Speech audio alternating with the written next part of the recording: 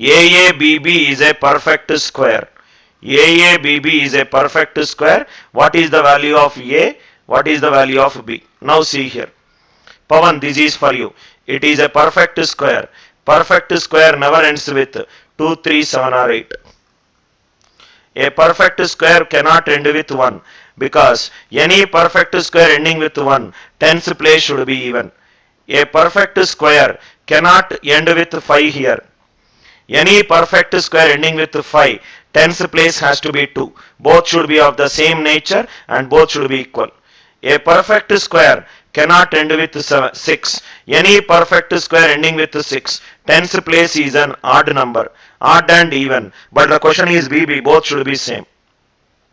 Any perfect square ending with 9, tens place should be an even number, 7 square 49. It cannot be 0.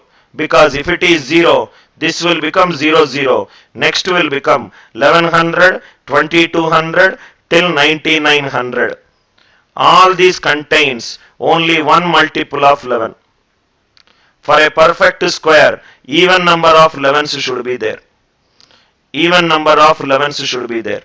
22 is 2 into 11, only one 11 is there. So the only case possible is 4.